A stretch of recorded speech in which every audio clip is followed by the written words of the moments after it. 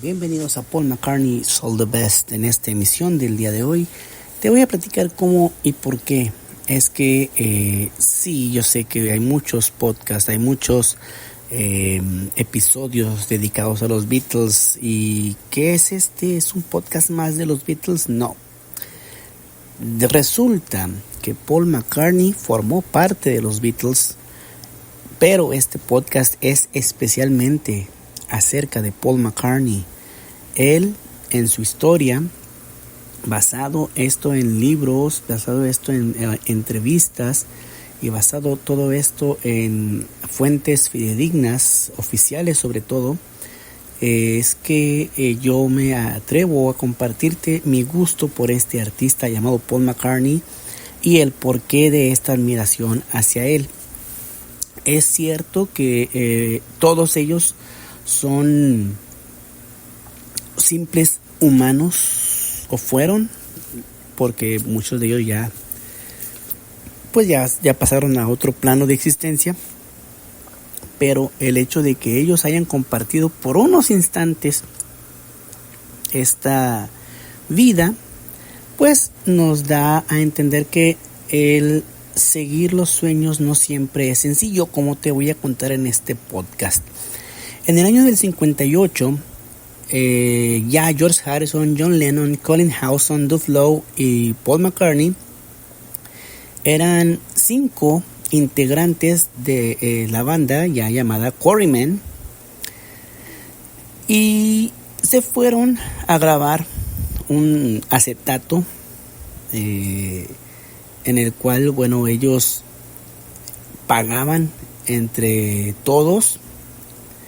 Ellos se fueron al estudio, grabaron varias canciones, entre ellas That'll Be the Day y la otra canción llamada In Spite of All the Dangers. Que era una canción que ellos habían escrito con influencias de Elvis. John y Paul la cantaron y George tocó el solo. Esa canción quizá la hayas escuchado, en la antología viene, esas dos canciones de hecho, That'll Be the Day y la de In Spite of All the Danger, que vienen en la antología 1 de los Beatles. Pues esa sesión se realizó en 1958. Es una grabación que cuando les dieron el disco, ellos acordaron tenerlo cada semana, así como cuando en el soccer o en los deportes quedan campeones los equipos y que cada quien le toca el trofeo una semana presumirlo en su casa. Así estuvieron los Beatles. Cuando les dieron el disco, John Lennon tuvo una semana y se lo pasó a Paul. Paul lo tuvo una semana, se lo pasó a George, que lo tuvo una semana, y después lo tuvo Colin, que lo tuvo una semana también, y se lo pasó Duff Lowe, que se lo quedó nada más y nada menos que 23 años. Cuando ya eran famosos, él les comentó: hey, tengo ese disco que grabamos. Y Paul McCartney acabó comprándole ese disco a Duff Lowe por un precio muy elevado. Desde entonces él hizo varias copias porque no quería poner el acetato a usar, ya que se gastaría. Ya saben que ese es degradable. Y todas las maquetas de aquellos años se han borrado o se dañan porque realmente no se tenía la precaución de conservarlas. Fue más adelante que ellos tienen la intención de guardar los ensayos y los primeros demos de sus canciones, pero al principio realmente como todos, ¿no?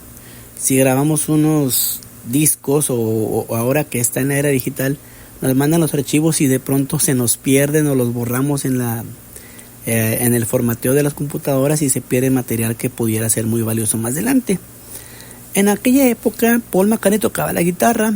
En realidad hubo un tiempo en que solo eran 3, eran todos guitarristas, eran George, Paul McCartney y John Lennon como guitarristas. Tocaban en todos los lados que se pudiera, y pues los compañeros de la banda iban desertando para ponerse a trabajar, ir a la universidad o lo que sucediera. Entonces ellos se presentaban a las fiestas o todo lo que se les contrataba solamente con 3 guitarras. Y los que les contrataban les preguntaban que dónde estaba la batería y ellos le decían, bueno, el ritmo lo llevan las guitarras. Ahí ellos estaban ya haciendo sus pininos solamente con las guitarras rítmicas. Harrison era el que realmente hacía la guitarra de solos, porque Paul McCartney se dio cuenta que no era lo suficientemente bueno en ese tiempo para hacer solos de guitarra. Una oportunidad tuvo el inicio, como lo platicé en el capítulo anterior, tuvo la oportunidad de haber hecho un solo y se quedó completamente congelado. Le ganaron los nervios, se sintió que se derretía él y pues desafortunadamente él tendría valor más adelante, ya cuando los Beatles fueron algo más conocidos y reconocidos, y ya empezaría él a tomar el valor de poder hacer otra vez la guitarra solista.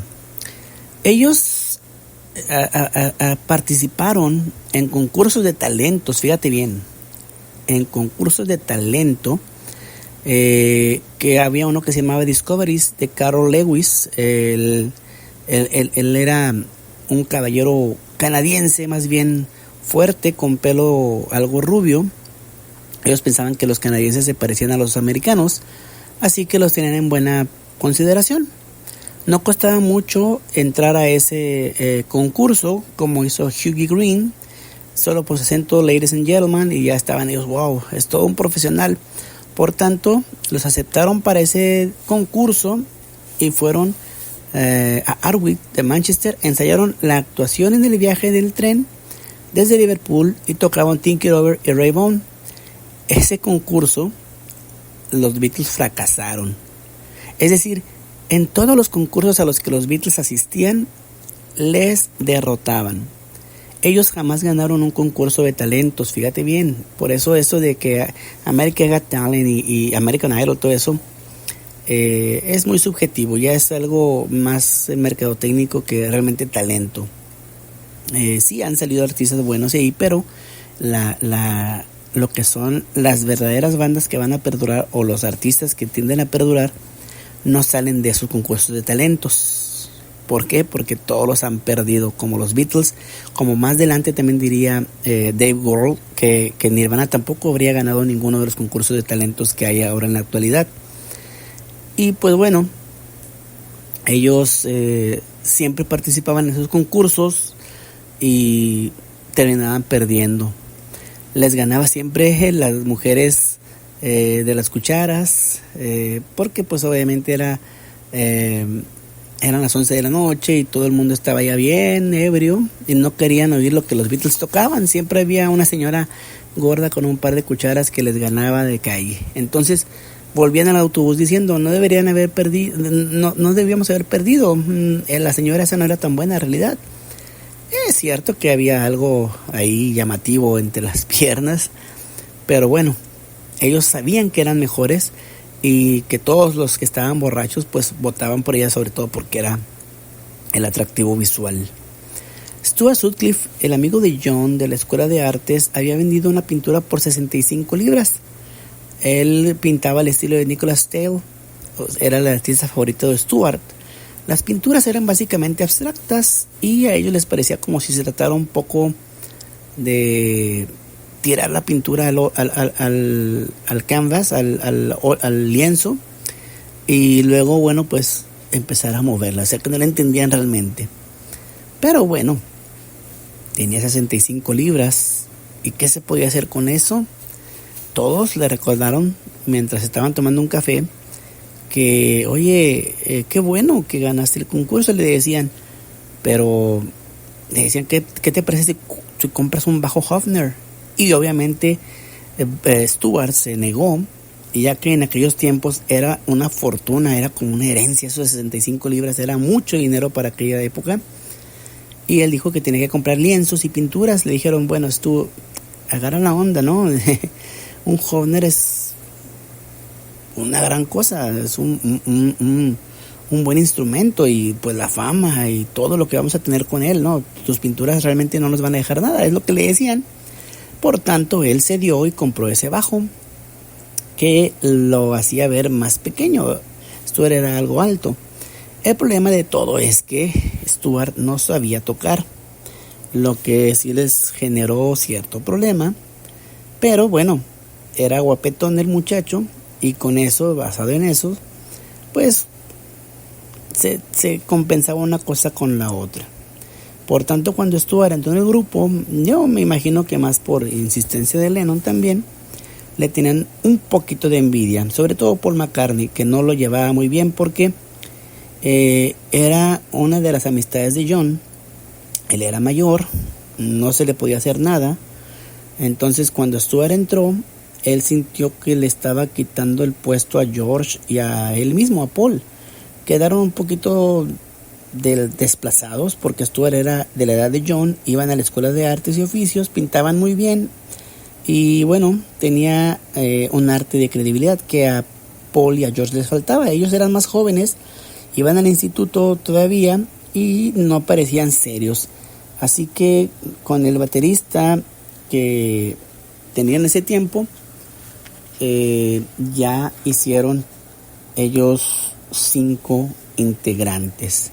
Así es que en este episodio, fíjate bien cómo Paul McCartney se sentía desplazado la presencia de Stuart Sutcliffe, que desafortunadamente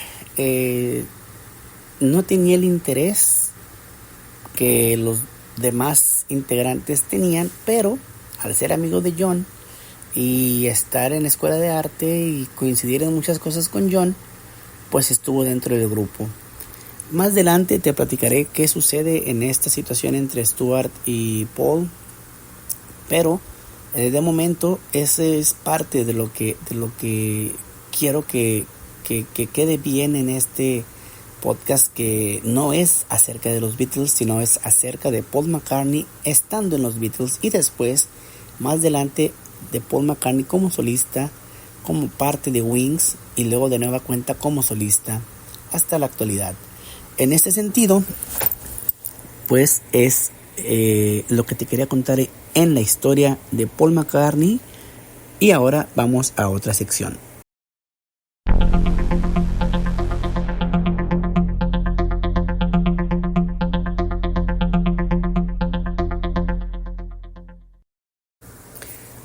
En las preguntas que le hacen a Paul McCartney, te voy a decir cuáles le hicieron a finales del año del 2023, que es lo más reciente, y de ahí para hacia acá iré contándote lo que la gente le pregunta al buen Paul y lo que él se digna a contestar. Le dijeron precisamente aquí que cuál era o cuál había sido su etapa más emocionante del 2023. Y para Paul dijo el Tour Got Back. Por cierto, yo fui a uno de sus conciertos en Ciudad de México, así es que de acuerdo con él. A Paul le preguntan que en su exhibición Ojos de la Tormenta, que habría ese año y que ellos habían estado asistiendo, iba también acompañado de un libro. Le preguntan si él aún utiliza ese tipo de cámara de rollo, y si es, ¿cuál sería? Y dice no, que ahora él usa su iPhone. El iPhone es el que usa para tomar fotos y videos. ¿Cuál fue la canción favorita de Paul para interpretar en el Tour Get Back? Y él dice que probablemente sea Hey Jude. Y pues varía dependiendo de la presentación, pero esa es la que él maneja como la más excitante, puesto que pone que la gente cante en armonía. Le preguntan también que cómo se sintió él cuando escuchaba la voz clarita de Lennon en la grabación de Now and Then por primera vez. Paul comenta que se sintió muy emocional. Le preguntan también que cuál es la parte favorita de Now and Then en el video que realizó, en este caso, Peter Jackson, y Paul dice que es John tonteando. Fíjense, aquí está curioso porque él no menciona a George, que también está tonteando de pronto en el video. O sea, definitivamente Paul McCartney, como les contaba un poquito ahorita en la historia, acuérdense que él invita a George a los Quarrymen, pero empieza a desplazar la amistad que tenía con George hacia la de John, y por eso él estaba algo, pues podría decirse celoso de la presencia de Stuart Sutcliffe, porque a fin de cuentas él sabía que su compañero de banda era John Lennon en primer lugar, luego George Harrison, aunque a Harrison siempre lo consideró como su hermano menor. Cosa curiosa, porque pues Paul tiene su propio hermano menor llamado Mike McCartney. Cosas de Paul, ¿no? También le preguntaban si él realizaría algún álbum con los soundcheck que hace antes de los conciertos. Y Paul McCartney dice, bueno, sí, aunque tengo todas esas grabaciones, siempre empezamos a hacer el soundcheck con una pieza y luego un montón de ellas, así es que pues quizá algún día, y ya conociendo cómo es Paul, puede ser que sí lo realice. Le preguntan también que si después de 60 años de tocar guitarra o más, cómo se cuida la punta de los dedos. Y Paul dice que bueno, pues no necesita, porque cuando tienes el ensayo están un poquito fuera de forma, y conforme se van haciendo más seguido los ensayos y las presentaciones, pues los dedos se van recuperando su forma. Y esto es cierto, o sea, en la punta de los dedos suele salir un pequeño callo, y al dejar de tocar la piel se regenera y obviamente el callo se pierde, pero conforme vuelves a agarrar el andar de las tocadas de la interpretación de la guitarra y todo, vuelve el callo, y pues con eso sigues en forma. Le preguntan también que cuál es su canción favorita o álbum que se realizó en el 2023, y Paul simple y sencillamente no sabía. Ahí habíamos demasiados. Le preguntan también que cuál era su gusto culposo, y él dice que tiene muchos, quizá los shows de televisión más que la música. Le gusta, por ejemplo, Cazadores de Ofertas. Le preguntan si hay alguien con quien él quisiera cantar a dueto, y a él, bueno, le sigue pareciendo la idea de Bob Dylan, alguien que pudiera ser, pero pues bueno, cualquiera que se presentara sería bien, pero Bob Dylan lo maneja como primera opción. ¿Cuántas mascotas tiene el día de hoy Paul McCartney y cuáles son sus nombres? Él dice que tienen dos perros, Rose y Jet. Ellos fueron rescatados, obviamente, y Rose es una hembra, y Jet es un loco monstruo. Le preguntan también que ha disfrutado al ver televisión, y bueno, a él dice que le gusta David Attenborough, el show de él, y documentales históricos, cosa como eso, pero realmente los documentales son las que le gustan muy estrictamente. ¿Cuál es su comida vegetariana favorita? Y él dice que es la quesadilla. Mika le pregunta si tuviera una máquina del tiempo para ir al futuro, ¿a cuál año le gustaría ir? Y él dice, bueno, al siguiente. No tengo idea de qué pasará en el futuro distante, así es que no se arriesgaría. ¿Hay alguna cosa que él tenga aún pendiente por hacer en la música? Y Paul dice que no, que afortunadamente él siente que lo ha hecho todo y se considera afortunado. Pues que no, ¿verdad? ¿Qué es algo que siempre le da un sentimiento navideño? Por ejemplo, a esta persona que pregunta le dice que es el vino de molino. Y él dice que bueno, lo que siempre le da este sentimiento de Navidad era el olor de los cigarros. Su papá no fumaba más que en Navidad, y su hermano y él solían comprarle un paquete cada uno. Así es que una vez al año él decía, no me compren el paquete, pero tráigame realmente, no me compren cada quien uno, sino que mejor cómprenme uno realmente bueno. Y es lo que hacían, ¿no? Le compraban esos cajas de cigarros o puros a su papá. Hemos visto varias fotos del papá de Paul con puro, entonces esos probablemente eran de los que les regalaban tanto Mike como Paul. ¿Tiene algún arreglo navideño en su casa durante las navidades? Y dice, pues claro, tengo a alguien que le gusta mucho decorar por mí la casa y les gusta mucho cómo queda. ¿En Navidad prefieres dar regalos o recibir? Y pues obviamente dice que ambas cosas. ¿Qué tipo de preguntas da? Pero bueno, ¿cuál es el mejor regalo navideño que has recibido? Y él pues obviamente comenta que es algo difícil de escoger, pero Nancy le dio una guitarra Telecaster de 1956, la cual es muy especial para él. ¿Qué prefieres, una Navidad blanca o un invierno soleado? Y Paul dice que una blanca Navidad. Le preguntan si tiene algún calendario de Adviento y dice que sí, pero debe admitir que solo lo abre un par de veces, como un diario. Entonces unas páginas al principio y luego ya te olvidas del diario. Julie le pregunta si alguna vez ha escuchado canciones que escribió para un musical como It's a Wonderful Life, y dice, bueno, Paul dice que le gustaría, aunque los musicales son cosas muy difíciles de poner, pero él cree que quizá si le da forma, alguna vez él pudiera hacer un musical. Y le preguntan que qué es lo que más emociona a Paul para el 2024, y él dice sencillamente mi cumpleaños. Así es que fue 23 preguntas por el 2023 para Paul McCartney. Es parte de lo que te quiero compartir también en este podcast de Paul McCartney, que tú puedas tener información acerca de la actualidad de Paul, así como de su historia.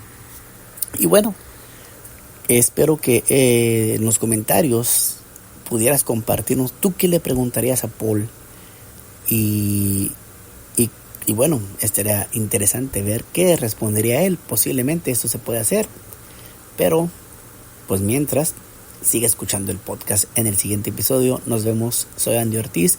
Recuerda suscribirte, darle like si te ha gustado esto que te estoy mostrando, y compártelo para que llegue a más personas la historia de Paul McCartney y los Beatles en este caso. Hasta luego.